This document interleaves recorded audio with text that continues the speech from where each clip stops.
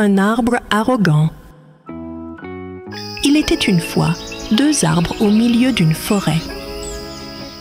Le premier était un oranger et le second un manguier. Le manguier était naturellement amical et joyeux. Chaque automne, les oiseaux venaient en masse grignoter ses fruits.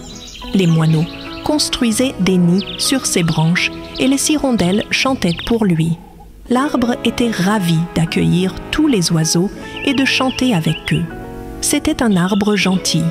Il offrait de l'ombre aux badauds et restait ferme lorsque le vent l'appelait. Cependant, l'oranger n'était pas du tout généreux. Il était toujours trop préoccupé par son apparence. Il était bien trop fier d'être plus haut et plus vert que le manguier. Il ne permettait jamais aux oiseaux de se percher sur lui et bombardait de feuilles sèches et de baies tous ceux qui essayaient de s'asseoir à son ombre. De quoi êtes-vous si satisfait? Chaque arbre apporte son ombre. Vous en êtes sûr? Alors pourquoi doivent-ils s'asseoir dans mon ombre? Tu comprends pourquoi? Parce que tous les arbres n'ont pas la même ombre magnifique que la mienne. Il est inutile de vous parler. Bonjour, sors de là. Allez vers ce manguier. Vous êtes tous en train de gâcher mon style de feuilles. Orange, voyons! Il souhaite simplement construire un nid. Vous ne laissez jamais les oiseaux se percher sur vous. Ils sont magnifiques et ils chantent de la belle musique. Oh non, des chansons qui m'ennuient. Et s'il vous plaît, personne ne doit s'approcher de mes feuilles. Elles abîmeraient mes jolies branches. Tu peux les laisser s'asseoir sur toi. Tu es plus petit que moi et tu n'as pas l'air si fantastique que ça. Bonjour, attention. C'est méchant de dire ça, Orange. Oh, c'est bon, le vent. Je ne suis pas blessé. Se faire tirer dessus n'est pas toujours une chose terrible. Je suis content de ce que je suis. Pendant plusieurs jours, rien n'a changé entre le manguier et l'oranger. Alors que le manguier souriait et chantait toute la journée, l'oranger ne parlait à personne. Un jour, un essaim d'abeilles mellifères est arrivé dans la forêt. La reine des abeilles fut ravie d'apercevoir l'oranger. Cet arbre est massif et solide. Il serait idéal pour notre maison. Nous pourrions y construire notre ruche. Veuillez m'excuser. Qui a dit que vous pouviez le faire? Je ne veux pas que votre miel collant dégouline sur mes branches. Et vous allez bourdonner toute la journée. J'ai des choses plus importantes à accomplir. Vous êtes un arbre qui est enraciné à un endroit dans une forêt. Que voulez-vous dire par vous avez des choses plus importantes à accomplir? Peu importe. Tu n'apporteras pas ces petits buzzers agaçants. Orange. Les abeilles mellifères sont ce qu'elles sont. Les abeilles mellifères jouent un rôle crucial dans la nature. Elles ont toujours besoin d'arbres pour construire leurs ruches.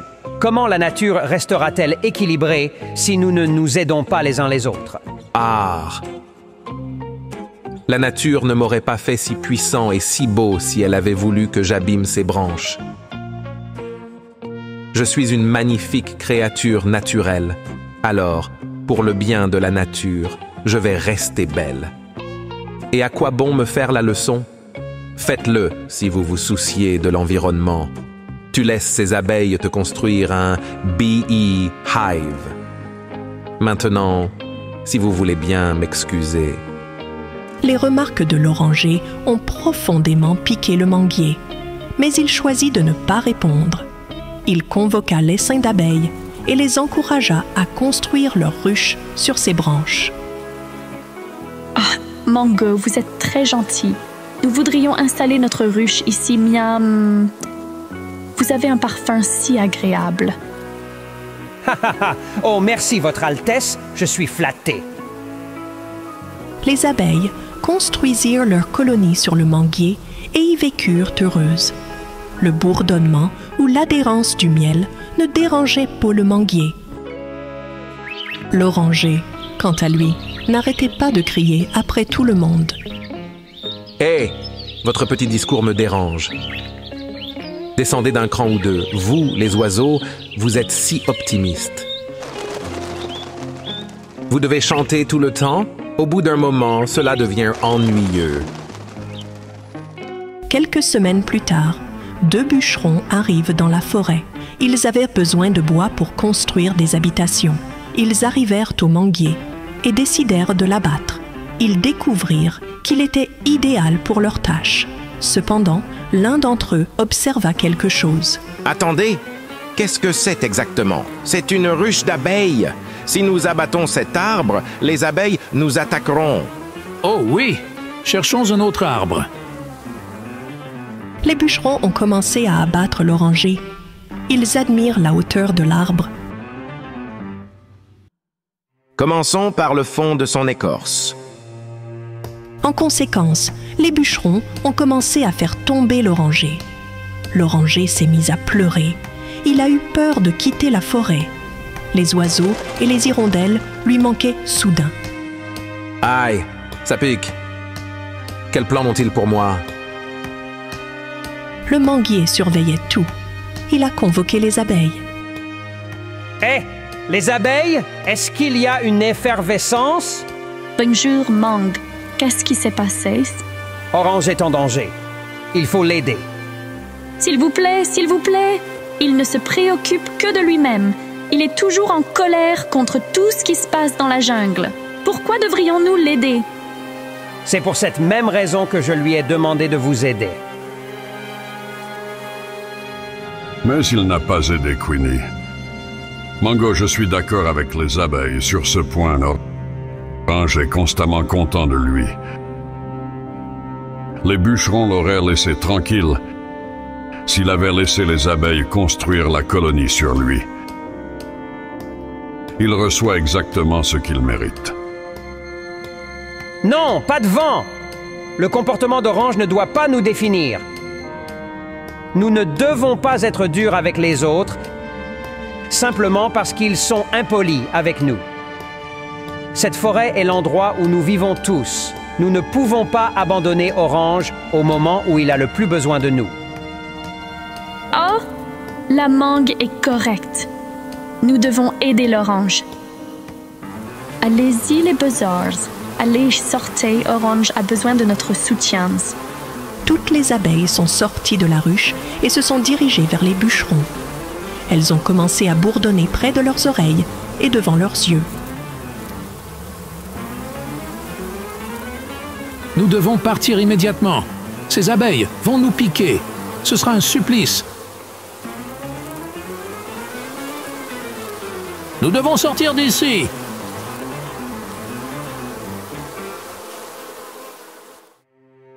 Après le départ des bûcherons, l'oranger eut honte de ses actes. Je suis vraiment désolé, abeilles. Après la façon dont je me suis comporté, vous êtes les meilleurs à m'avoir aidé. Ne nous remerciez pas, Orange. Merci, Mangue. Vous ne lui avez jamais parlé et l'avez toujours traité de façon irrespectueuse.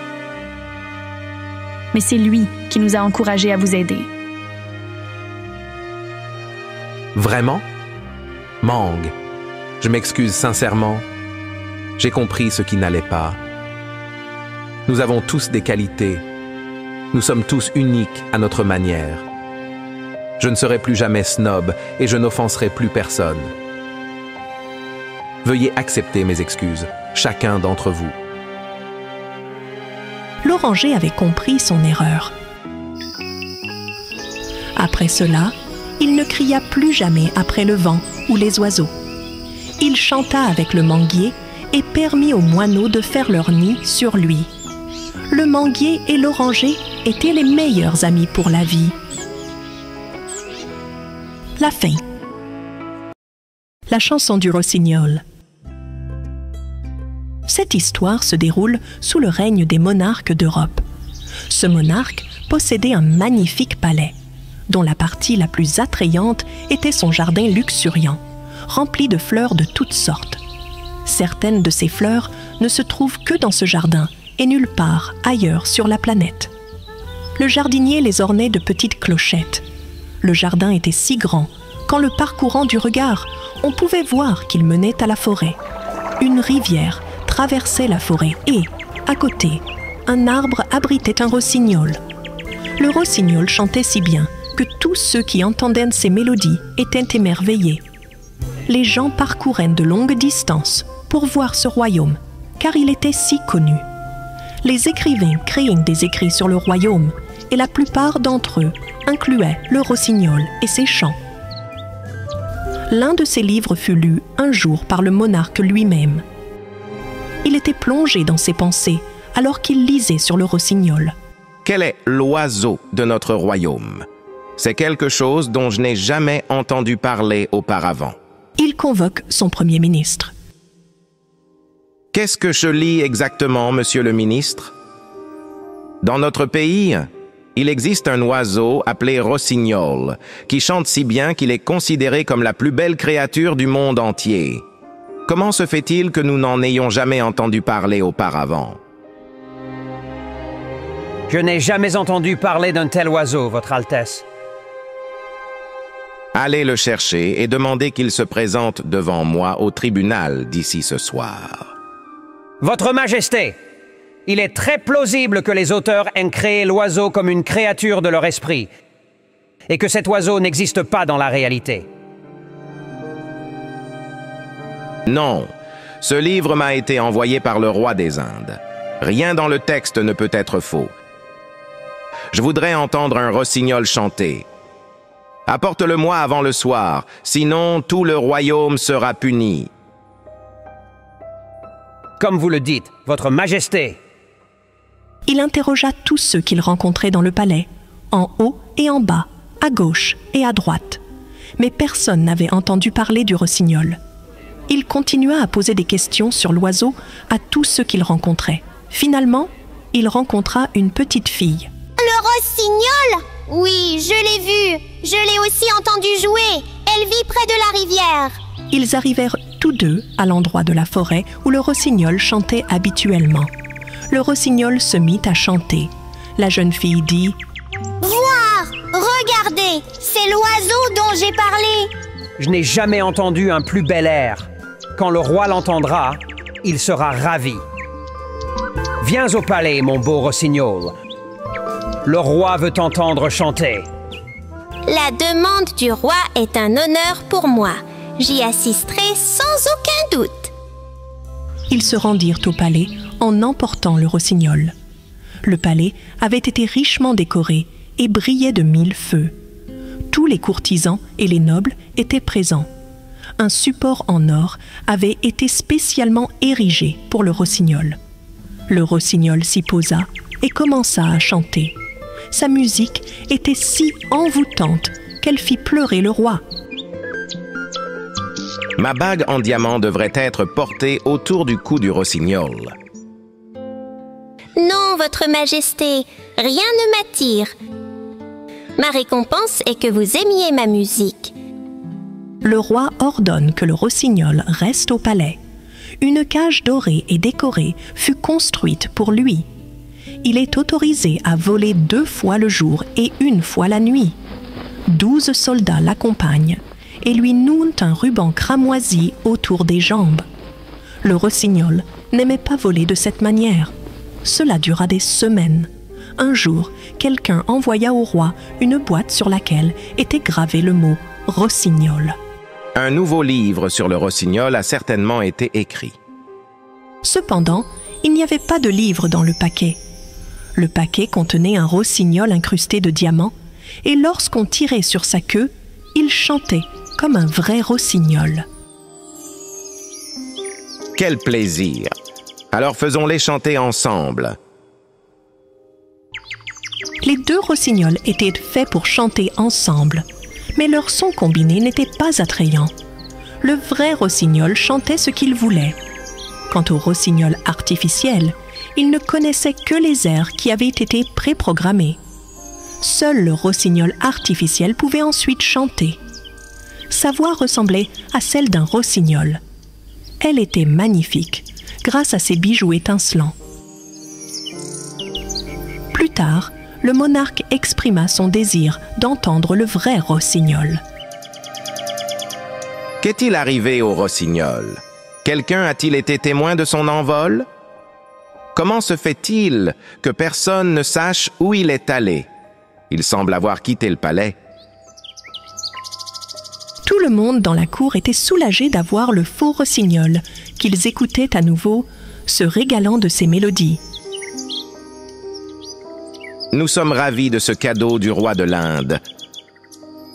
Monsieur le ministre, prévoyez un concert dimanche prochain. J'aimerais que tout le royaume puisse entendre le beau chant de ce rossignol. Comme vous le souhaitez, Votre Majesté. La représentation du rossignol était prévue pour le dimanche suivant. Tout le monde a apprécié. C'est excellent, mais pas aussi bien qu'un vrai rossignol. On a les larmes aux yeux lorsqu'il chante. Le rossignol mannequin était placé près du lit du roi dans les chambres du roi.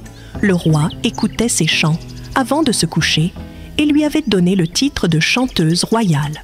Cependant, alors que le rossignol artificiel chantait pour le roi, un soir, on entendit le bruit d'un objet qui se brisait à l'intérieur du rossignol. Le lendemain matin, le monarque l'a fait réparer par un horloger. Votre Majesté, j'ai beaucoup étudié ce gadget.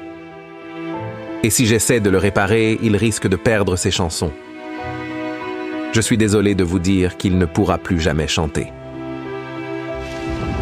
De nombreuses années se sont écoulées. Le roi est tombé malade et sa santé s'est détériorée. Votre Majesté, voulez-vous manger quelque chose? Que dois-je vous apporter? Le roi reste silencieux. Son état s'aggravait et il semblait ne pas pouvoir être sauvé. Il avait du mal à respirer. Il ne se souvenait de rien, sauf... Chantez! Chante, mon cher rossignol, chantez! Mais le rossignol reste immobile. Le monarque fut réveillé à l'improviste par le son d'un chant à sa fenêtre. Le visage du roi s'illumina d'espoir et de joie. Lorsqu'il s'efforça d'ouvrir les yeux, il remarqua l'authentique rossignol assis à la fenêtre. Il fredonnait. Tu es revenu. Chante, chante, mon doux rossignol. Merci beaucoup. Merci beaucoup, mon cher rossignol. Pourquoi m'as-tu abandonné? Mais aujourd'hui, en revenant, tu m'as rendu la vie. Comment vais-je te rendre la pareille?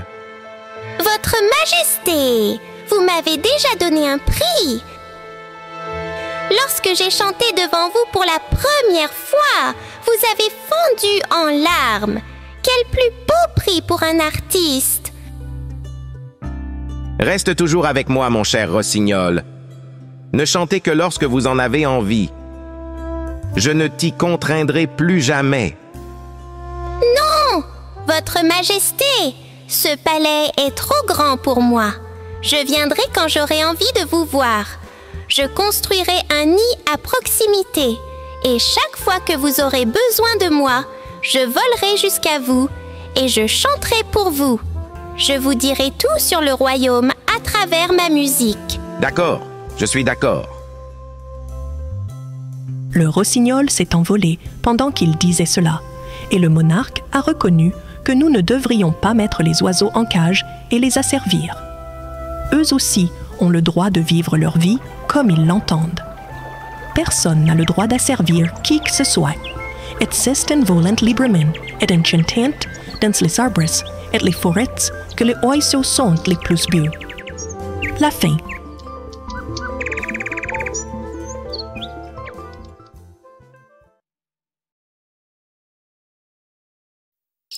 Il était une fois un roi nommé Somersing. Sa femme, la reine, s'appelait Ketaki. Ketaki était très belle, et Somersing aimait énormément sa femme. C'était un roi dévoué qui veillait toujours au bien-être de son peuple. Somersing veillait à ce que les habitants de son royaume aient une vie sereine, exempte de toute difficulté. Un jour, il décide de faire le tour de son royaume afin de juger du bien-être de son peuple. Il en discute avec sa femme. « Ma reine, vous savez que j'aime bien faire le tour de mon royaume de temps en temps. » Oui, mon roi, je le sais bien. Quand je vois votre enthousiasme à l'égard de votre peuple et les efforts que vous déployez pour comprendre et résoudre ces problèmes, je ne peux qu'être fier de vous. J'ai décidé de faire le tour de mon royaume demain. J'aimerais beaucoup que vous m'accompagniez cette fois-ci. Je suis sûr que vous apprécierez cette expérience. Bien sûr, cher roi, je viendrai avec vous. J'ai tellement hâte de rencontrer les citoyens de notre royaume. Le lendemain, le roi et la reine partent faire le tour du royaume. Ils voyagèrent loin dans leur carrosse. Tout semblait aller pour le mieux dans leur royaume. C'est alors qu'ils rencontrèrent un fermier. Celui-ci avait l'air fatigué et marchait très lentement. Le roi Sumer arrêta son carrosse pour parler au fermier. Il resta là à observer le fermier avant de prendre la parole. « Es-tu satisfait de ta vie sous mon règne ?»« Je suppose que oui. Je ne suis qu'un simple fermier qui gagne sa vie en vendant des céréales. » « Combien gagnes-tu par jour? Et combien économises-tu? » « Votre Altesse, je gagne 4 deniers par jour. » Pouvez-vous survivre avec cette somme? C'est vraiment très peu. Comment vivez-vous avec un revenu comme celui-ci? Un pour moi, un pour les remerciements, un pour les remboursements et un pour l'investissement. Quelle sorte d'énigme est cela, fermier? Je n'arrive pas à comprendre. Expliquez-la correctement, s'il vous plaît. Une partie est pour mon usage personnel et une autre pour remercier ma femme. C'est elle qui gère le ménage.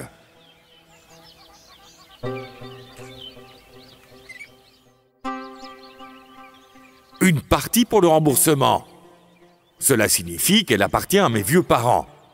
Ce sont eux qui m'ont élevé pour que je sois capable de gagner de l'argent. Et un pour investir dans mes enfants. Ce sont eux qui me soutiendront à l'avenir. Bravo! Quelle merveilleuse énigme! Chapeau bas! Je vous offre 10 pièces d'or. Mais à condition que vous gardiez cette réponse secrète jusqu'à ce que vous voyiez mon visage 100 fois. Comme vous le souhaitez, Votre Altesse. Je ferai ce que vous dites. Je garderai la réponse secrète. Le soir venu, le roi et la reine terminèrent leur visite du royaume et rentrèrent au palais. Mais le roi Summersing ne cessait de penser à l'énigme du fermier. Je me considérais comme très intelligent. Mais je ne suis pas parvenu à résoudre l'énigme d'un simple fermier. Le lendemain, Summersing présenta la même énigme devant ses courtisans. Après avoir entendu l'énigme, tous étaient perplexes et n'arrivaient pas à la résoudre. Summersing dit alors: c'est une énigme élaborée par un simple fermier. Vous êtes tous des courtisans avec une intelligence bien supérieure à celle du fermier. Aucun des courtisans n'avait de réponse. Mais l'un des ministres eut le courage de prendre la parole. « Votre Altesse, si vous me donnez 24 heures, j'essaierai de trouver la réponse et je vous le ferai savoir. »« D'accord. Je vous donne jusqu'à demain. Si vous parvenez à résoudre l'énigme et à me donner la bonne réponse, vous serez largement récompensé. » Le roi a dit qu'un fermier lui a appris cette énigme. Il me faut donc trouver ce fermier parmi tous les fermiers du royaume. Une fois que je l'aurai trouvé, j'aurai levé le voile sur cette énigme. Le ministre se met immédiatement à la recherche du fermier. Il mena de longues investigations, mais il n'était pas facile de trouver le fermier qui avait posé l'énigme au roi. Finalement, le soir venu, le ministre aperçut un fermier qui travaillait dans son champ. Il approcha le fermier, espérant qu'il s'agissait bien de celui qu'il cherchait. « Êtes-vous le fermier qui a rencontré le roi et la reine lors de leur visite d'hier ?»«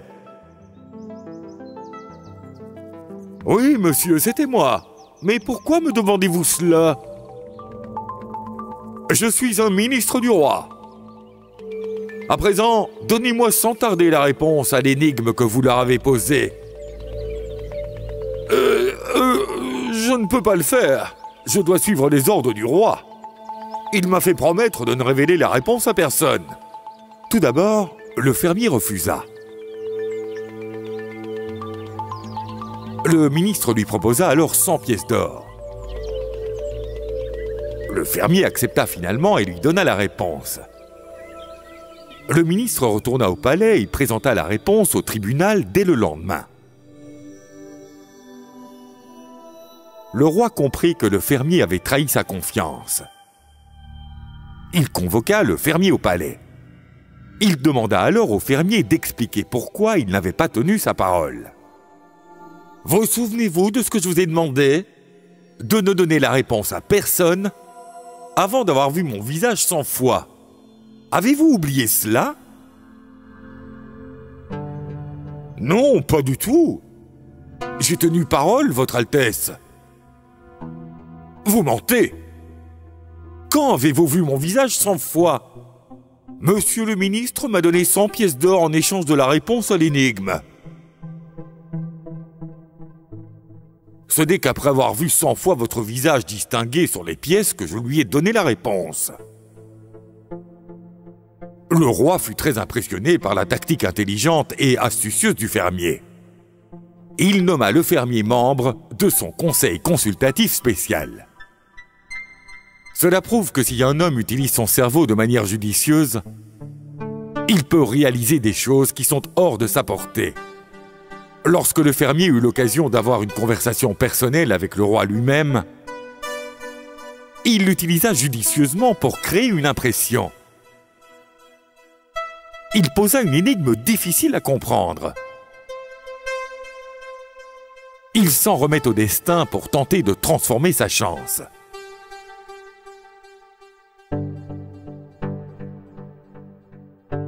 De pauvre fermier, il devint l'un des conseillers du roi, uniquement parce qu'il était intelligent. Sa famille aussi commença à mener une vie de rêve. Il y a bien longtemps, une petite famille vivait dans un village à flanc de colline du district de Zurich, en Suisse. La famille était composée d'Elvin, de sa femme Maria, de sa belle-fille Teresa et de son fils Pierre, qu'il adorait. Teresa, la fille d'Elvin, et son fils Pierre étaient très beaux. Ils avaient des mèches douces et bouclées, des yeux larges et vifs, et des visages agréables. Les regards se posaient régulièrement sur ses enfants. « Terry, regarde, une souris à tes pieds !»« Ah, mon Dieu, espèce de farceur, tu ne te lasses jamais de m'embêter. Ma chère sœur, je ne faisais que m'amuser. Tu m'as vraiment fait peur. Tu sais que je suis pétrifiée par les souris, n'est-ce pas? Allez, Terry, ces petites souris blanches sont si mignonnes. Comment peux-tu avoir peur d'elles? Écoute, je vais cueillir des fraises. Tu veux bien venir avec moi? Non, pas du tout. Tu vas continuer à m'embêter tout au long du chemin. Je vais aller avec papa. Pierre s'éloigna et sa sœur le suivit. Ma chère sœur, pourquoi me suis-tu? Teresa prit les devants. Idiot, je ne te suis pas, c'est moi qui mène. Tu me suis seulement si tu veux trouver les fraises les plus sucrées. Oui, madame. Les deux frères et sœurs avancent et se dirigent vers la forêt. Hé, Terry, où m'emmènes-tu? Quel clown! C'est toi qui marches devant. Oh là là, où nous as-tu emmenés? Tous les arbres sont stériles ici. Regarde le sol, il est sec et craquelé. Sommes-nous entrés dans un autre monde? Il n'y a presque pas de vent. Et le soleil brûle comme un feu furieux. Les chauves-souris rampent sur le sol et les grenouilles sautent tout autour. Nous nous sommes égarés, c'est certain. Coincés au mauvais endroit. Qui sait? J'ai très soif. Regarde là-bas. Je vois une maison devant moi. La porte semble s'ouvrir davantage. Bonjour, nous nous sommes égarés. Nous avons aussi très soif. Pouvons-nous avoir de l'eau, s'il vous plaît? Puis, quelqu'un referma la porte. Terry, je n'en peux plus. J'ai vraiment besoin d'eau. S'il te plaît, J'ai besoin d'eau. Teresa frappe 3 fois à la porte. Personne ne répondit. Les 2 enfants perdent tout espoir. Pierre s'assit par terre. Pour l'amour de Dieu, ouvrez la porte. Je ne supporte pas de voir mon petit frère souffrir comme ça. La porte s'ouvre et une femme d'âge moyen est sortie. Qui êtes-vous tous les deux? Comment êtes-vous arrivés ici? C'est un endroit isolé. S'il vous plaît, partez d'ici. Madame, nous sommes frères et sœurs, et nous nous sommes égarés. Mon frère Pierre a très soif. Auriez-vous l'amabilité de lui offrir un peu d'eau? La dame alla chercher de l'eau et l'offrit à Pierre. Pierre avait très soif et finit toute l'eau d'une traite. Terry, je suis vraiment désolée. Je suis tellement égoïste. J'ai fini toute l'eau. Avec cette chaleur horrible, tu dois avoir soif toi aussi. La voix d'un homme vient de l'intérieur de la maison. « Suzy, laisse entrer les enfants. Offre aussi de l'eau à la fille. » Jean, il nous reste très peu d'eau. Nous devons leur offrir de l'eau. Les enfants, venez vous asseoir. Je vais vous donner de la nourriture et de l'eau. Pierre, reprends de l'eau. Non, Terry, tu en as besoin. S'il te plaît, étanche ta soif. Tu me fais toujours passer en premier. De temps en temps, pense aussi à toi. Madame, voilà. Prenez aussi de l'eau. Les 2 enfants mangèrent la nourriture et burent l'eau. Ils voulaient maintenant en savoir plus sur le couple qui vivait dans cette maison. Avancez, s'il vous plaît. Posez le verre sur ma paume. Désolé les enfants, mais mon mari et moi, nous sommes aveugles. Voici Jean, et je suis Suzy. Mais vos yeux semblent normaux. En vous regardant, on ne devinerait jamais que vous êtes... Oui, nos yeux semblent normaux, mais ils ne voient rien. Nous ne sommes pas nés aveugles. Que s'est-il passé pour que vous perdiez la vue? Si vous voulez vraiment savoir ce qui s'est passé, écoutez. Il y a quelques années, nous étions tous les 2 sans enfants. Nous étions tous les 2 très découragés par cette situation. Un jour, alors que nous étions dans la forêt, nous avons rencontré une biche blessée. Elle nous appelait en souffrant. Mais nous n'avons eu aucune pitié pour elle. Je lui ai dit, nous ne pouvons pas t'aider. Nous sommes pressés de faire un travail important. Ne nous appelle plus. Nous avons continué à marcher. La biche nous a rappelés. Elle a plaidé que, si nous ne l'aidions pas, un animal sauvage la tuerait et la mangerait. Un loup s'est approché de la biche pour la dévorer. Mais Suzy et moi avons continué à ignorer la biche. C'était comme si nous n'avions pas de pitié, de gentillesse ou d'empathie dans nos cœurs. Soudain, la biche s'est transformée en une belle fée. Elle était en colère contre nous et nous a maudites. Quelle était cette malédiction? Racontez-nous, s'il vous plaît.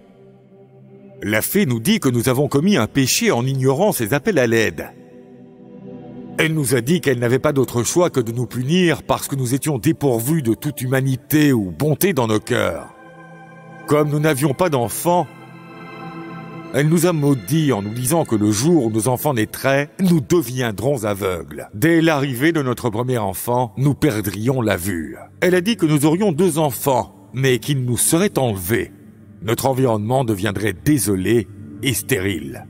Oh mon Dieu! N'avez-vous pas supplié la fée de vous épargner cette malédiction? Je l'ai fait, petit garçon, je l'ai fait. Je l'ai supplié et je l'ai imploré. J'ai accepté l'erreur que j'avais commise sans le savoir. Je lui ai demandé de nous montrer un moyen d'échapper à cette malédiction. Sinon, il était inutile de continuer à vivre. La fée a finalement radouci son cœur. Qu'a-t-elle dit? Elle a dit que mes enfants reviendraient à la maison après 12 ans. Si d'ici là, nous avons rempli nos cœurs de bonté, d'empathie et d'amour, notre vue sera rétablie. Notre environnement redeviendra fertile. Elle a dit que ce n'est qu'à ce moment-là que nous pourrons enfin voir et reconnaître nos enfants. Dès que Jean eut terminé son histoire, il retrouva la vue. Suzy, elle aussi, a pu tout voir clairement. « Merci au Tout-Puissant, je peux à nouveau tout voir. J'ai retrouvé la vue. Dieu est grand !» Moi aussi je vois clair. Mes enfants, venez à moi. Venez, laissez-moi vous serrer contre moi. Les deux enfants coururent et embrassèrent leur père et leur mère. Les environs fleurissaient à nouveau comme au printemps. Les arbres verts se balançaient sous la douce brise fraîche. Les fleurs s'épanouissaient et l'air était parfumé par la nature. Les deux enfants ont présenté leurs vrais parents, Jean et Suzy, à leurs parents adoptifs, Alvin et Maria. Aujourd'hui, nous sommes bénis par l'amour de deux pères et de deux mères, et nous formons une famille complète. Le Seigneur m'a comblé de toutes ces joies que mon cœur peut contenir. J'accepte maintenant que l'amour, la gentillesse et l'empathie peuvent vraiment transformer la vie d'une personne et la rendre plus enrichissante. Le lac des cygnes. Cette histoire débute il y a très longtemps, lorsque la princesse Élisabeth rencontrait des prétendants pour trouver un époux. Des princes du monde entier se réunissaient pour la rencontrer et l'impressionner. Le roi Éric était l'un des prétendants. Il n'était pas vraiment beau. La princesse Élisabeth faisait le tour de la salle, discutant avec les prétendants et se forgeant une opinion. Lorsqu'elle atteignit Éric, elle le regarda et fit une grimace pour exprimer sa déception. Éric fut blessé et offensé. Il se sentit insulté et, dans un accès de rage, il la maudit. « Princesse Élisabeth, es-tu si fière de ta beauté que tu me regardes de travers parce que je ne réponds pas à tes critères? Je te maudis. À partir de maintenant, tu ne seras plus une princesse. Tu seras transformée en cygne. » Élisabeth et son père étaient très inquiets après avoir entendu ces mots. Ils demandèrent le pardon d'Éric. « Prince Éric, j'ai commis une erreur. S'il vous plaît, pardonnez-moi pour mon erreur. »« Prince, pardonnez-lui s'il vous plaît. Elle est très jeune et immature. C'est pourquoi elle est insolente. Je vous en prie, retirez vos paroles. La vie de ma fille sera ruinée. » Le prince Éric commença à se calmer. « Pardonnez-moi, roi. Malheureusement, je ne peux pas annuler la malédiction. Mais je peux vous donner la solution pour la libérer de la malédiction. Si un homme tombe amoureux de votre fille lorsqu'elle est sous sa forme d'un cygne, la malédiction peut être brisée. Autre chose, il est très important que l'homme qui tombe amoureux d'elle ne soit absolument pas au courant de la malédiction. Sinon, cela ne fonctionnera pas. » Dès qu'il eut terminé sa phrase, la princesse Élisabeth se transforma en cygne. Elle fut alors transportée sur un lac situé à la périphérie du royaume. De nombreuses années passèrent et la princesse espérait toujours que quelqu'un l'aimerait sous cette forme. Les visiteurs passaient par le lac, mais ils repartaient après avoir admiré le paysage et les cygnes. Tant d'années ont passé. Je commence à perdre l'espoir de pouvoir un jour me libérer de cette malédiction. Peut-être que je mérite de vivre comme ça pour le reste de ma vie. Peut-être que c'est mon repentir. Ce soir-là, un jeune voyageur nommé Jacques vint s'asseoir au bord du lac. Ouf, il y avait tellement de bruit en ville. Ici, tout est si calme et tranquille. J'aimerais pouvoir vivre ici pour toujours. Jacques était un homme de la classe moyenne sans famille. Il se sentait en paix assis au bord du lac. Il s'y reposa pendant un moment, puis il entendit une voix. « Comment vas-tu » La voix vient-elle du milieu du lac? Peut-être mes oreilles sifflent. Non, tes oreilles ne sont pas abîmées. Regarde le lac, c'est moi le cygne. C'est vrai? Je ne savais pas que les cygnes pouvaient parler. Comment est-ce possible? C'est possible. Je peux parler et je vis ici, au bord du lac. C'est mon lac. Je t'ai entendu dire que tu te sentais en paix ici. Tu peux venir ici quand ton cœur le désire. Merci de me le permettre. Je me sens bien ici. Je n'ai vraiment pas envie de partir. Mon nom est Élisabeth. Quel est le tien? Je m'appelle Jacques. Tu as un nom de princesse. Mon père a choisi ce nom pour moi. Et oui, il m'a traitée comme une princesse. Viens avec moi, je vais te faire visiter le lac et te montrer toutes les jolies fleurs. Élisabeth fit visiter le lac à Jacques. Elle lui apporta des fleurs, dont un lotus. Waouh, Élisabeth! Je n'ai jamais rien vu d'aussi joli. J'ai adoré parler et passer du temps avec toi. Ce fut un plaisir pour moi, Jacques. S'il te plaît, reviens. Je me sens seule ici aussi. Je suis le seul cygne ici. J'attendrai avec impatience ton retour. Je sais ce que c'est de vivre seul. Je reviendrai demain. Une nouvelle lueur d'espoir illumina le cœur du cygne. Elle avait hâte de le rencontrer à nouveau. Sa nature polie et ses paroles aimables l'impressionnaient. Le lendemain, Jacques revint à la même heure. Elle fut ravie de le revoir. « Jacques, je t'attendais. Tu es juste à l'heure. Le soleil va bientôt se coucher et c'est une vue magnifique depuis le lac. » J'avais hâte de revenir ici. Je suis venu dès que j'ai terminé mon travail. Tu as raison, c'est une vue magnifique. Ils regardaient ensemble le coucher de soleil.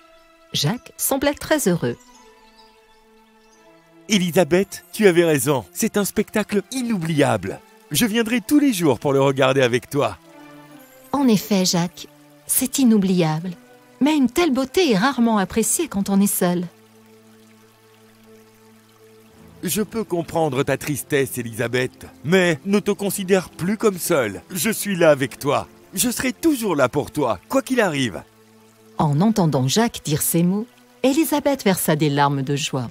Elle comprit enfin ce que c'était d'être aimée. Élisabeth s'était prise d'affection pour Jacques. Elle avait également compris qu'un cœur bon est plus précieux que la beauté, la richesse ou le statut. Ce qui compte le plus, c'est une nature bonne et sincère. Jacques s'était également pris d'affection pour Élisabeth. Mais il se posait sans cesse des questions. Un cygne comprendrait-il et accepterait-il son amour? Un jour, Jacques ne se présenta pas au lac. Élisabeth fut inquiète et ne cessa de se demander comment il allait. Elle fut incapable de dormir la nuit. Pourquoi Jacques n'est-il pas venu aujourd'hui? Pourrait-il avoir des ennuis? Seigneur, veillez à ce qu'il soit sauf. Le lendemain, Jacques vint au lac dans l'après-midi, beaucoup plus tôt que d'habitude. En le voyant, Élisabeth dit « Jacques, où étais-tu hier? Tu ne m'as jamais informé que tu ne viendrais pas. J'étais si inquiète pour toi. Est-ce que tout va bien? À l'avenir, ne disparais pas comme ça sans me prévenir, s'il te plaît. As-tu la moindre idée combien j'étais inquiète? » Oh non, pardonnez-moi, Élisabeth. J'ai dû voyager pour le travail. Je viens de rentrer ce matin. Je te promets que je n'irai nulle part sans t'en parler avant. Cela ne se reproduira plus. Je ne voulais pas t'inquiéter. Jacques était secrètement ravi qu'Élisabeth soit si inquiète pour lui. À part sa mère, personne ne s'était jamais soucié de lui de la sorte. Le respect et l'amour qu'il avait ressenti pour elle auparavant s'amplifiaient. Il décida d'avouer ses sentiments à Élisabeth. Il s'occuperait des répercussions plus tard. Élisabeth, j'ai quelque chose à te dire. Oui, Jacques, que voulais-tu me dire? Je suis tombé amoureux de toi. Mon cœur souhaite rester toujours à tes côtés.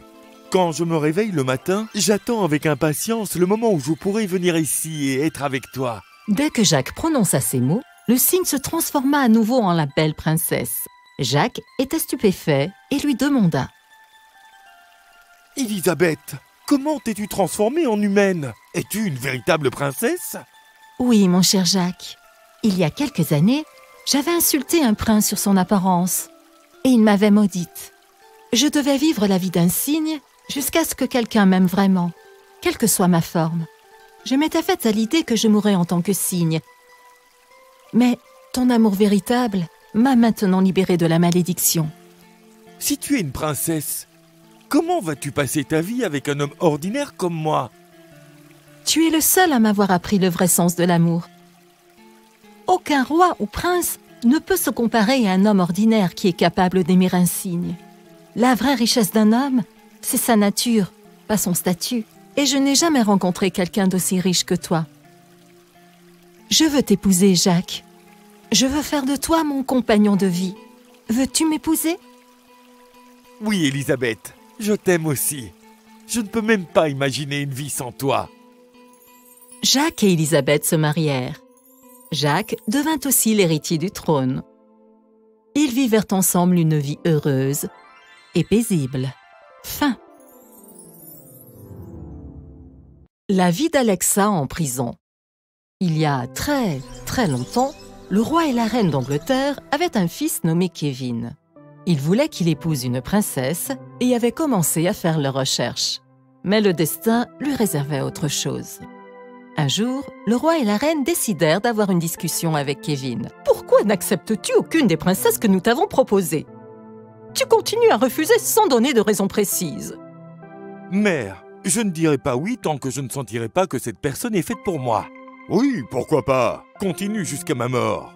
Tu ne trouveras la bonne princesse qu'après ma mort.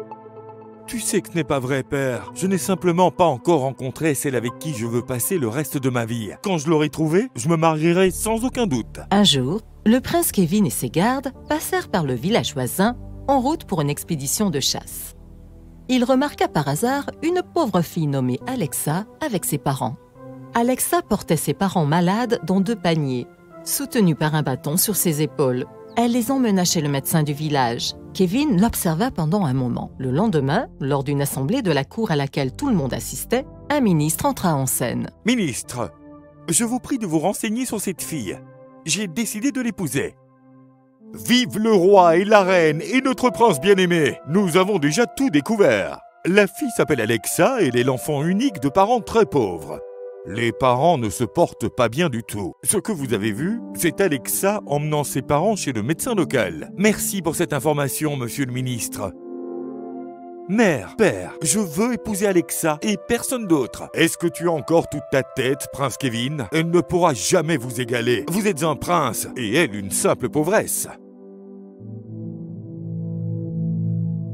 Père, si je me marie un jour, ce sera uniquement avec elle. S'il vous plaît, arrêtez de vous disputer entre vous. Mon roi, il est notre seul fils et héritier. Laissez-le réaliser le désir de son cœur. Le lendemain, la reine et le prince Kevin arrivèrent à la maison d'Alexa avec une proposition de mariage. Ils présentèrent leur proposition à la famille. Les parents d'Alexa étaient choqués et réticents à cause de l'énorme fossé entre les classes sociales, mais ils finissaient par accepter. « Si j'accepte ce mariage, qui s'occupera de mes parents quand je ne serai plus là ?» Alexa, ne t'inquiète pas. Il sera de ma responsabilité de veiller à leur bien-être.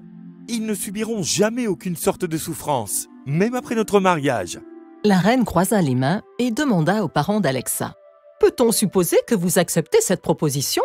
Les parents d'Alexa joignèrent également leurs mains et inclinèrent la tête. « Nous n'aurions pas pu demander mieux. Notre fille a une chance incroyable. Tout se passera comme tu le souhaites. » Le prince Kevin et Alexa eurent un mariage royal. La sage-femme royale fit partie des invités.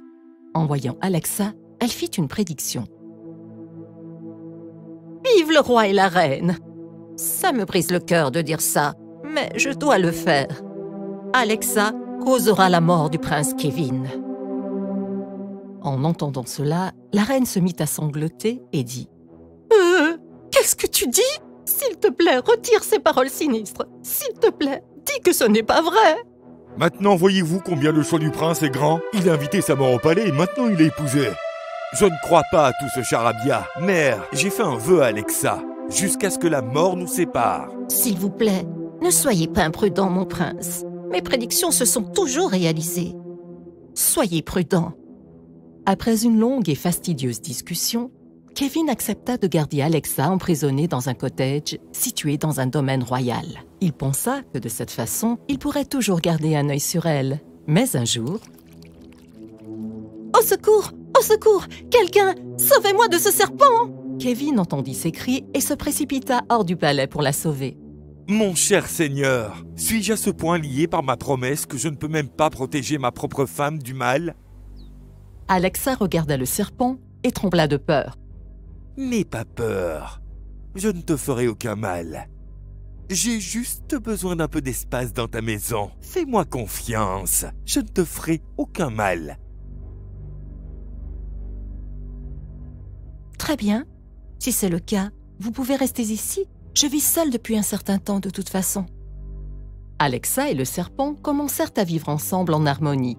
Alexa s'occupa du serpent tous les jours et lui donna de la nourriture. Un jour, à l'occasion du festival du serpent, Alexa prit le serpent et lui demanda en retour une vie longue et saine pour son mari. Alexa, tu es si naïve. Tu pries pour un mari qui ne se soucie même pas de toi. Non, ce n'est pas vrai du tout. S'il ne se souciait pas de moi, il ne me garderait pas si près de lui bénis-moi s'il te plaît, pour que je puisse toujours l'avoir comme mari. » Les jours passèrent jusqu'au jour où une épidémie se déclara dans le royaume.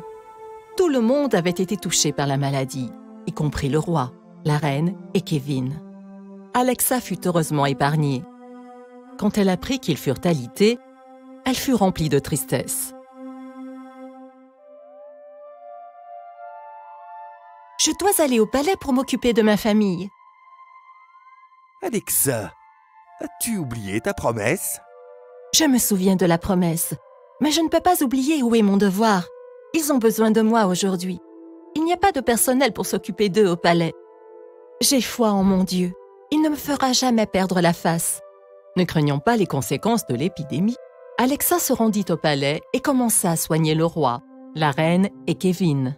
Ils se rétablissèrent et le roi et la reine eurent des remords sur leur comportement passé. Ils discutèrent entre eux.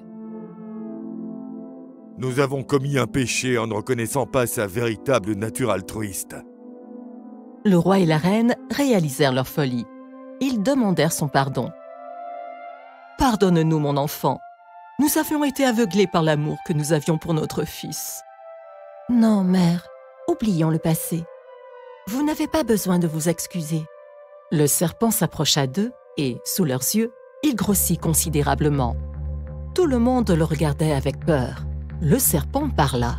« Maintenant, regardez sa réaction face à l'avilissement que vous lui infligez. Sans elle, aucun de vous n'aurait échappé à la mort. Il est encore temps de tourner une nouvelle page. » Après avoir dit cela, le serpent disparut. Alors, quelle est la morale de cette histoire? Que le destin peut être renversé par les bonnes actions que nous accomplissons. Fin. Le pain d'or. Il était une fois, dans un petit village, une femme du nom de Marie qui avait une fille unique, Rosie. Marie était extrêmement humble et douce. Rosie, par contre, était tout le contraire. Elle était belle au-delà des mots. Elle s'aimait beaucoup. « Rosie, tu veux bien m'aider à planter ces graines? Pourquoi je ferais ça? Et si mes doigts se salissent? Et si j'en avais sur le visage? » Voilà le problème avec Rosie. Elle a eu beaucoup de demandes en mariage, mais elle les a toutes rejetées. « Pourquoi as-tu renvoyé ces hommes hier? »« Tu n'es pas sérieuse, maman. L'un d'eux avait de si petits yeux, presque comme un oiseau, et l'autre avait un énorme nez. Je ne voudrais pas être près de lui quand il éternue. Oh, et le dernier? Arrête. Non, ma chérie, tu dois savoir que la beauté n'est pas tout. Mère, je mérite quelqu'un qui soit un prince ou un chevalier. » Une nuit, alors qu'elle dormait, sa mère l'observait. Au même moment, Rosie sourit dans son sommeil. Sa mère fut extrêmement surprise. Comme c'est gentil. Elle doit faire un rêve vraiment drôle. Le lendemain matin, Rosie se réveilla souriante et heureuse. « Chérie, dis-moi, de quoi as-tu rêvé la nuit dernière? »« Bien, maman, le sais-tu? Il y avait ce prince qui voulait m'épouser. Il était venu dans un carrosse doré et il était habillé d'or de haut en bas. » Quel rêve idiot! C'était un rêve très étrange. « Maman, il y avait du pain en or !» La mère s'inquiétait pour sa fille. Un jour, deux de ses amis, Billy et John, vinrent rendre visite à Marie. Ils avaient un secret. Ils étaient des êtres magiques. Marie n'en savait rien. « Oh John, oh Billy, cela fait très longtemps que je ne vous ai pas vus tous les deux. »« Comment allez-vous » ?»« J'irais mieux si ma fille Rosie était un peu plus compréhensive. » Marie expliqua à Billy et John le comportement de Rosie et combien elle était inquiète pour elle. « Elle veut manger du pain en or. Qu'est-ce que je vais faire d'elle ?» Eh bien, peut-être que si son rêve devient réalité, ce serait merveilleux, n'est-ce pas? Eh bien, peu importe. Je suppose qu'avec le temps, elle apprendra à grandir. Parlons d'autre chose maintenant. Plus tard, Billy et John s'en allèrent, en se souriant secrètement l'un à l'autre. Ce soir-là, la mère et la fille se préparèrent à aller au lit. « Mère, j'espère que mon rêve se réalisera. » Oh, Rosie. Le lendemain, alors que Rosie et sa mère se rendirent dans leur jardin, un magnifique carrosse doré s'approcha d'elle. Il était constellé de pierres précieuses et de diamants, et était magnifique. Lorsqu'il s'arrêta, un bel homme en sortit, puis regarda Rosie.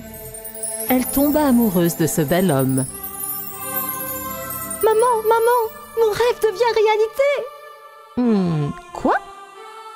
Bonjour, je suis venu ici pour vous demander la main de Rosie. Mais comment connaissez-vous son nom? Et qui êtes-vous? Je suis Johnson, l'ange de la bonne fortune. Le nom et la beauté de votre fille sont connus dans le monde entier. Oh là là, je serais ravie de vous épouser. Quoi? Mais tu le connais à peine. Tu ne peux pas partir avec lui.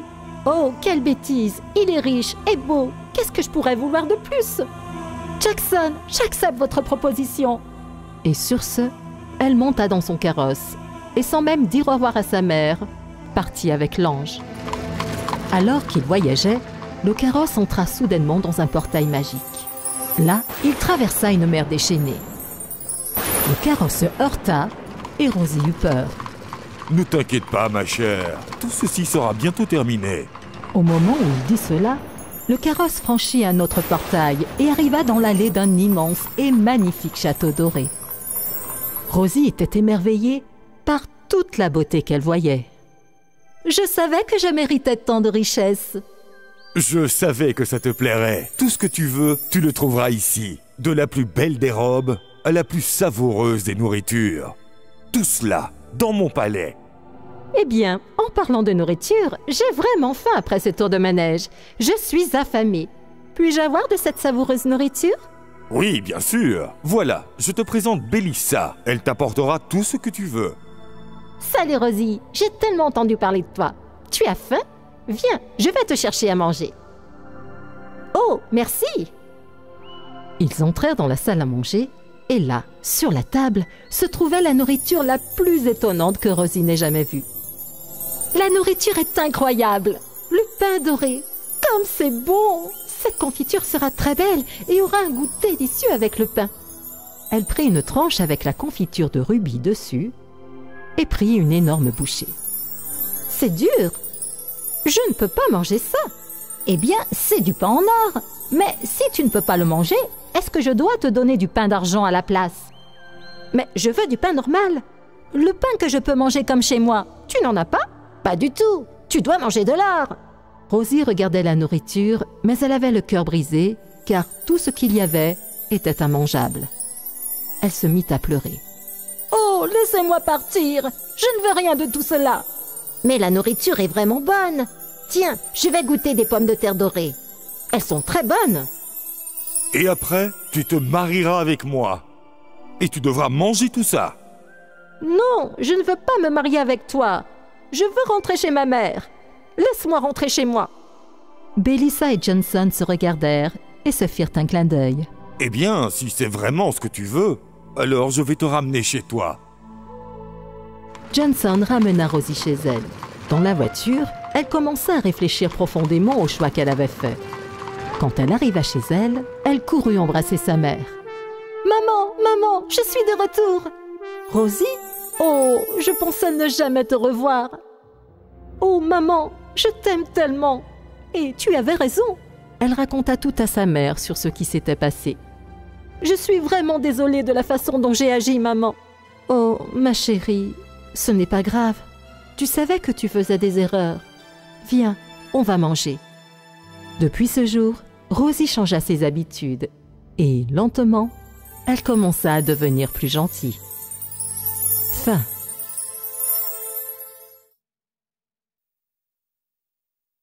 Le chat magique. Il était une fois une reine qui avait un magnifique chat magique nommé Kisa, qu'elle aimait beaucoup. Un jour, la reine dit « Oh Minou, tu es plus heureux que moi, car tu as des parents, mais je n'ai personne à qui parler. » « Ne pleure pas, je vais voir ce qu'on peut faire. » Kisa tint parole. Dès qu'elle revint de la forêt pour consulter une fée qui y vivait, la reine eut une petite fille. La reine était ravie, et bientôt, le bébé commença à remarquer le chat en sautant dans la chambre, et ne s'endormait pas du tout si le chat n'était pas couché à côté de lui. Un soir, lorsque la nourrice vint chercher le chat pour le mettre dans le lit du bébé, il était introuvable. On se mit à la recherche du chat, mais cela ne servit à rien. Le chat s'était enfui et personne ne pouvait dire où il était allé. Les années passèrent et un jour, alors que la princesse était une jeune fille et qu'elle jouait à la balle dans le jardin, elle lança sa balle plus loin que d'habitude et elle tomba dans un buisson. La princesse courut après et elle s'arrêta devant l'herbe longue, puis elle entendit une voix. « Ingiborg, Ingiborg, tu m'as oublié? Je suis Kisa, ta sœur. Mais je n'ai jamais eu de sœur. Ne te souviens-tu pas que je dormais toujours à côté de toi dans ton bureau? Pourquoi es-tu partie alors? » Mais avant que Kisa ait pu répondre, les assistants d'Ingiborg arrivèrent essoufflés sur les lieux, et Kisa retourna dans la forêt. La princesse, très vexée par ses serviteurs, raconta tout à la reine. Oui, c'est bien vrai ce que Kisa a dit. J'aurais aimé la revoir. Le lendemain matin, il faisait très chaud et la princesse déclara qu'elle devait aller dans la forêt où il faisait frais grâce à de grands arbres ombragés. Comme d'habitude, ses préposés l'accompagnaient aussi. Et alors qu'ils étaient assis au bord du ruisseau, ils s'endormirent. La princesse s'en aperçut et elle continua à marcher, s'attendant à voir des fées ou des petits elfes bruns. Mais à la place, elle rencontra un horrible géant. « Oh! Je cherchais un serviteur et je t'ai trouvé. Maintenant, si tu ne veux pas mourir, viens, suis-moi. » La princesse eut très peur. Mais comme il ne servait à rien de désobéir au géant, elle marcha tranquillement derrière. Ils firent un long chemin et Ingiborg se sentit épuisée et se mit à pleurer. Puis, se retournant, le géant dit « Je n'aime pas les serviteurs qui font des bruits désagréables. Si tu veux pleurer, je vais te donner une raison de pleurer. » Il tira une hache de sa ceinture, coupa le précieux bracelet de cheville de ses pieds, entièrement en or et garni de pierres précieuses, et le mit dans sa poche. Puis, il s'en alla en la laissant seule. La pauvre Ingiborg était assise sur l'herbe. Le soleil était encore haut dans les cieux, quand elle entendit le bruit des roues. « Aidez-moi, s'il vous plaît! J'arrive !» En un instant, un chariot se fraya un chemin à travers les arbres, conduit par Kisa, qui se servait de sa queue comme d'un fouet. Kisa aperçut Ingiborg assise là. Elle sauta à terre et ramena Ingiborg dans sa petite cabane. Lorsqu'elles arrivèrent enfin, Ingiborg était épuisée. Elle but un peu de lait et se laissa tomber sur les coussins. « Tu peux aller dormir maintenant. Je reviendrai tout à l'heure. » Puis, Kisa monta dans la charrette et se dirigea directement vers la grotte du géant. Laissant le chariot derrière quelques arbres, Kisa se faufila doucement jusqu'à la porte ouverte et écouta ce que le géant marmonnait pendant qu'il mangeait son repas. « Ha ha ha ha! Maintenant, cette princesse idiote va apprendre à ne pas pleurer sans raison. » Et il était tellement occupé à traiter Ingiborg de toutes sortes de noms pour son mauvais comportement qu'il ne remarqua pas que Kisa était en train de vider son sac entier de sel dans son grand bol de soupe. Et d'une grande gorgée, il but la soupe et pleura. « Oh! Oh! Qu'est-ce que c'est? Comment est-ce devenu si salé? Si je n'ai pas d'eau, je vais mourir !» En se précipitant hors de la grotte, il courut vers la rivière. Alors, Kisa entra dans la cabane, trouva le bracelet de cheville d'Ingiborg et, le mettant dans sa charrette, repartit. Ingiborg lui en fut reconnaissante.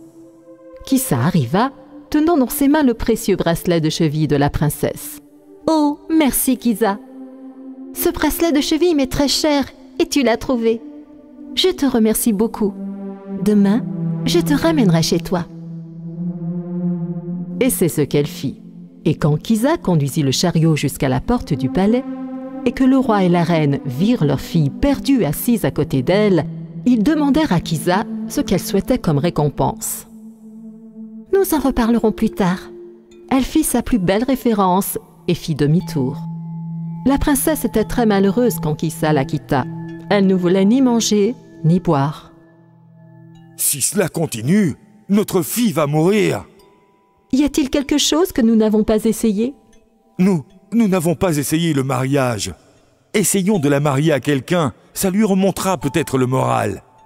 Et si on prenait juste un autre chat? Non, non, non, le mariage, fais-moi confiance. Et bientôt, le roi invita tous les princes des royaumes voisins et fit choisir à la princesse un mari parmi eux. Finalement, elle choisit un jeune prince. Le roi et la reine furent très heureux et ils donnèrent l'ordre de préparer un splendide festin. Quand le mariage fut terminé, Kisa apparut soudainement. « Je suis venue réclamer ma récompense. Laissez-moi dormir pour cette nuit au pied du lit de la princesse. » « Et c'est tout?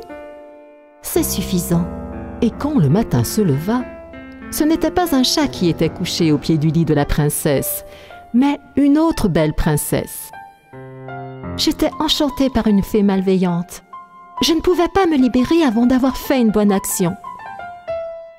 Alors, ils furent tous plus ravis les uns que les autres, et la princesse Kisa épousa aussi un autre prince et s'en alla gouverner un de ses royaumes. Fin. Le magicien et le violon. Dans un pays lointain, vivait un magicien maléfique et son perroquet parlant.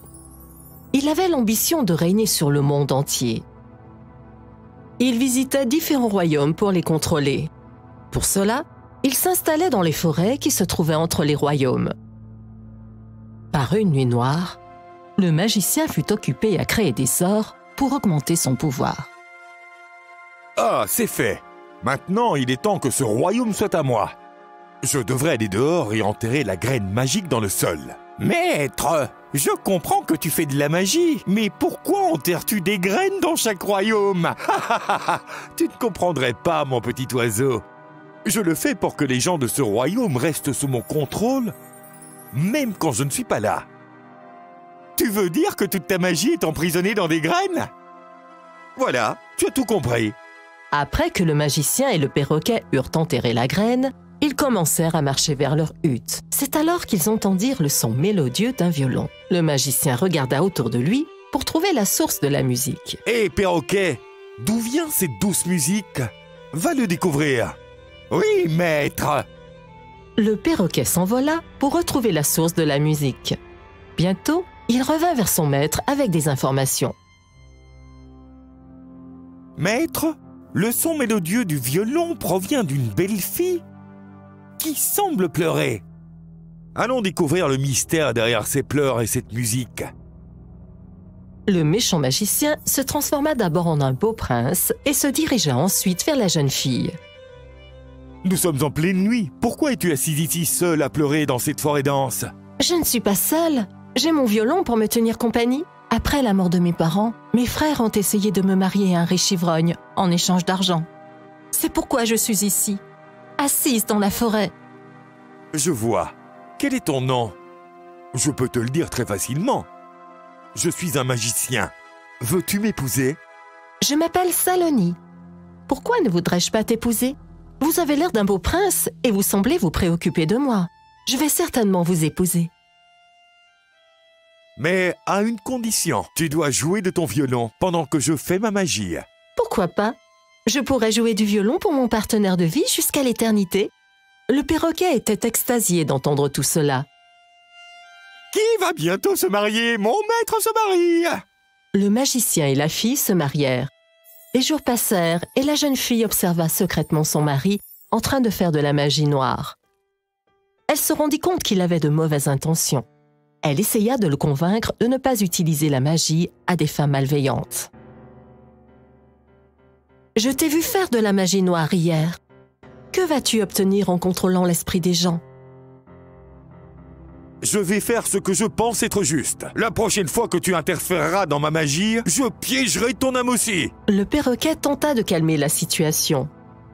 Calmez-vous, maître. Si votre femme se fâche, elle risque de ne plus jouer du violon. Votre magie ne fonctionnera pas sans sa musique.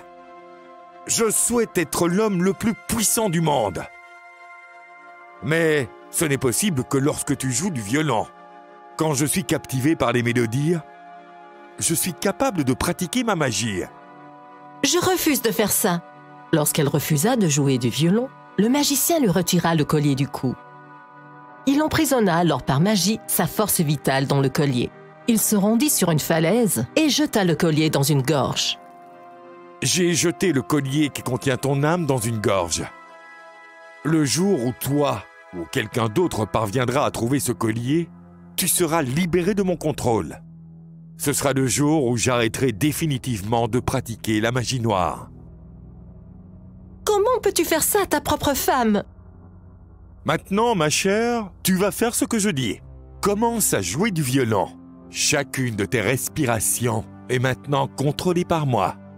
Mon Dieu, pourquoi m'as-tu jeté dans les flammes alors que je souffrais déjà? N'y a-t-il pas une personne sincère dans le monde qui puisse vraiment m'aider? Elle fondit en larmes. Un jour, alors qu'elle jouait du violon, elle remarqua un sac. Elle s'approcha pour l'inspecter. Elle y trouva des graines à l'aspect inhabituel. Lorsqu'elle en toucha une, la graine se mit à parler. Merci beaucoup de m'avoir touchée. J'étais liée par le magicien. Ton contact m'a libérée de son contrôle. Comment cela fonctionne-t-il? Le magicien avait piégé mon âme. Il menaçait de me détruire si je refusais de suivre ses ordres. Je n'avais pas de libre arbitre jusqu'à ce que vous me libériez. Faites-moi savoir si vous avez besoin de mon aide. Saloni commença à réfléchir après avoir entendu la graine. Mon âme est piégée dans un collier qui se trouve quelque part dans la gorge. Je vais te jeter dans la gorge où tu pourras te transformer en un grand arbre. Mon collier s'emmêlera dans tes branches et de cette façon, je pourrai l'extraire. Oui, bien sûr. Je ferai exactement ce que tu dis. Sois juste patiente jusqu'à ce que ce jour arrive. Le lendemain, le magicien et le perroquet voyagèrent vers un autre royaume. Le magicien fut plongé dans ses pensées. Un penny pour savoir à quoi vous pensez? Je pense que Saloni pourrait préparer un plan derrière mon dos. Rappelez-vous, vous êtes un magicien. Je suis sûr que vous avez un moyen de le découvrir. Pas vraiment. Je suis maintenant dépendant du violon de Saloni pour faire des prédictions. Après avoir dit cela, le magicien se remit au travail. De l'autre côté, la graine poussa rapidement pour se transformer en un arbre énorme. Les branches s'étendaient jusqu'au bord de la gorge. Le collier de Saloni fut suspendu à l'une des branches. Saloni ramassa le collier et remercia la graine. Merci beaucoup. Je serai désormais libérée du contrôle de mon mari, et vous tous aussi. S'il vous plaît, dépêchez-vous. Avant qu'il ne revienne, brûlez toutes les graines dans le sac. De cette façon, il perdra le contrôle sur toutes les personnes qu'il a piégées. Saloni courut et atteignit le sac contenant les graines. Laissez-moi les brûler tout de suite. Le magicien rentra chez lui et se précipita pour empêcher les graines de brûler dans le feu.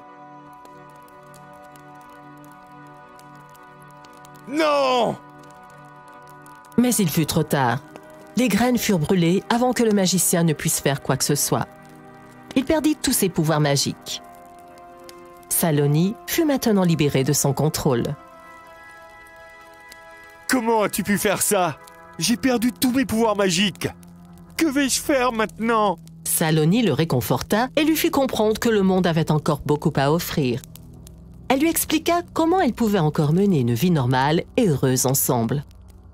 Le magicien changea pour de bon et les deux continuèrent à vivre une vie normale mais satisfaisante. Fin.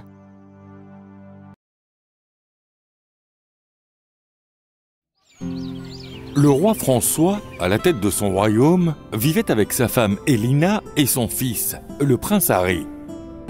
Le prince Harry se considérait comme le prince le plus beau, le plus fort et le plus intelligent du monde.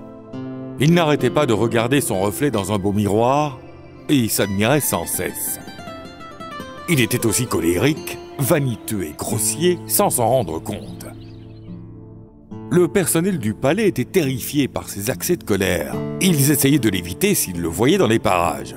« Qui a placé ce vase de fleurs ici? Ne vous gênez pas pour le dire, à moins que vous ne le regrettiez plus tard. Je vous renvoie tous !»« Pardonnez-moi, Votre Altesse. C'est moi. Je l'ai placé là par erreur en nettoyant la pièce. Je le remettrai à sa place initiale. » Vous êtes devenu si vieux, mais il me semble que vous manquez encore de bon sens. Je ne tolérerai pas une telle négligence à l'avenir. Chaque objet doit être rangé à sa place. J'ai observé à quel point vous êtes devenu paresseux. N'oubliez pas que je ne suis pas du genre à donner une seconde chance. Les membres du personnel baissèrent la tête et ne prononcèrent pas un mot. Un jour, un magicien renommé du nom de Gogo s'est présenté à la cour du prince Harry. Il avait une demande à formuler. « Vive le prince Harry! Je suis Gogo, le magicien. Si vous me le permettez, j'aimerais vous faire quelques tours de magie. Allez-y, faites-moi découvrir votre magie. » Gogo exécute des tours de magie extraordinaires. Il a transformé un garde en une belle fille. Tout le monde a bien ri de cette prouesse. Il a fait pousser des cornes sur la tête d'un autre garde. Tout le monde à la cour était stupéfait. Il a transformé un perroquet en cage en rossignol. Au bout d'un certain temps, il aura redonné leur forme initiale. Pendant ce temps, un saint apparut devant le prince. « Arium, Arium !» Le prince ignora complètement le saint. Il était plus intéressé par le défi lancé au magicien. « Peux-tu transformer le jour en nuit ?»« Non, mon prince, je ne peux pas m'immiscer dans les lois créées par Dieu lui-même. »« Peux-tu créer un homme plus beau, plus intelligent et plus fort que moi ?»« Oui, bien sûr, j'en suis capable. Dois-je le présenter devant toi, plus fringant et plus fort que toi ? » Pas du tout. Je ne pourrais pas le tolérer. Il n'y a personne de plus beau, de plus fort et de plus intelligent que moi. Disparaissez immédiatement de ma vue. Le magicien fut blessé et se sentit insulté par les paroles grossières du prince. Le prince avait également manqué de respect au saint. « Monsieur le magicien, il est inutile de continuer dans un endroit où vous n'êtes pas respecté. » Le prince est rongé par l'arrogance et nous a insultés tous les deux aujourd'hui. Alors, partons d'ici. Oui, s'il vous plaît, partez. Avez-vous été invité ici pour la première fois? Le saint devint furieux en entendant cela. Dans un accès de rage, il maudit le prince.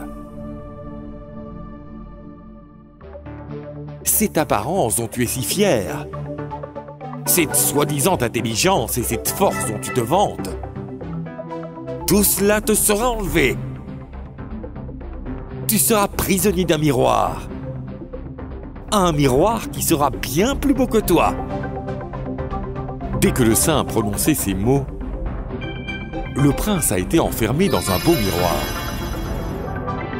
Toute son apparence, son intelligence et sa force disparurent. Le prince eut beaucoup de regrets. « Oh, sage, pardonne-moi. J'étais tellement imbu de ma personne que j'ai commis une terrible erreur. Je vous en supplie, reprenez votre malédiction. » Au nom du prince, nous vous demandons tous de pardonner à notre prince sa faute. S'il vous plaît, retirez ce châtiment sévère. À ce stade, le saint s'était calmé. Je ne peux pas annuler la malédiction. Mais je peux faire amende honorable. Si, à l'avenir, une femme de cœur qui ne connaît pas la malédiction tombe amoureuse de lui dans le miroir, il reprendra sa forme originale. Jusqu'à ce jour, il restera prisonnier du miroir. Le saint et le magicien s'en allèrent. le prince vaniteux resta prisonnier du miroir. Le ministre conserva soigneusement le miroir dans un endroit sûr. Même s'il était enfermé dans le miroir, le prince n'était pas visible pour la plupart des gens. Le roi fut attristé par la tournure des événements et son fils lui manqua énormément. « Mon cher prince, je suis sûr que vous êtes malheureux, enfermé dans ce miroir. Vous ne pouvez même pas exprimer vos émotions. » Le roi montra le miroir à de nombreuses princesses. Mais toutes détournèrent le regard, déçues. Non seulement le roi et la reine, mais aussi tous les courtisans avaient le cœur brisé par ce qui s'était passé avec le prince. Ils n'arrivaient pas à trouver un moyen de libérer le prince du miroir. Un jour, le roi François rendit visite à son cher ami, le roi Albert. Il emporta avec lui son miroir bien-aimé. Il séjourna au palais du roi Albert en tant qu'invité. Il avait placé le miroir en lieu sûr. Lorsque Sarita, la femme de chambre du roi Albert, nettoyait la chambre, elle aperçut le miroir et commença à le nettoyer. Le miroir émettait une lumière particulière. Elle informa la princesse Margaret de l'existence de ce magnifique miroir. La princesse Margaret avait bon cœur, était gentille et généreuse. Il n'y avait pas une once d'arrogance dans son cœur. Elle traitait tout le monde avec respect. Sarita, ce beau miroir a certainement une particularité exceptionnelle. Il émane de lui une lueur spéciale. Tu as bien fait de me l'apporter. Je demanderai au roi François de me l'offrir. Au moment où Sarita se retourna pour partir, sa main effleure un vase de grande valeur. Le vase tombe et se brise en morceaux. La servante est effrayée par son erreur. Princesse Margaret, pardonnez-moi, j'ai cassé le vase par accident. Sarita, ce n'est pas grave. Nous allons acheter un nouveau vase. J'espère que vous n'êtes pas blessée. Non, princesse, je ne suis pas blessée. Le prince regardait tout cela de l'intérieur du miroir. Son cœur fondait en voyant la princesse faire preuve d'une telle indulgence, d'une telle équité et d'une telle gentillesse à l'égard des autres. Il se sentait transformé et à ce moment-là, il eut honte de son comportement passé. Une lumière brillante jaillit du miroir. Comme Margaret était une âme pure, elle pouvait voir et entendre le prince dans le miroir. « Bonjour, princesse Margaret. Vous possédez vraiment un cœur bon, gentil et joyeux. J'aimerais être comme vous. L'homme que vous choisirez comme époux sera certainement un homme chanceux. » Cher prince, je suis sûre que vous possédez également ces qualités. Vous pouvez conquérir de nombreux cœurs grâce à la puissance de votre esprit et à vos émotions sincères. Chère princesse, puis-je conquérir votre cœur? Oui, vous le pouvez. Je peux sentir la transformation qui s'opère dans votre cœur. Voulez-vous m'accepter comme partenaire de vie? Bien sûr, j'accepte. Margaret est impressionnée par les paroles du prince Harry. Elle s'est immédiatement prise d'affection pour lui. « Chère princesse, vous m'avez libérée de ce miroir et d'une terrible malédiction. » Le prince Harry reçut la plus grande leçon de sa vie. Et toute sa vanité disparut. Il s'est transformé en un prince indulgent, généreux et compétent. Le prince Harry et la princesse Margaret se marièrent et vécurent heureux et satisfaits.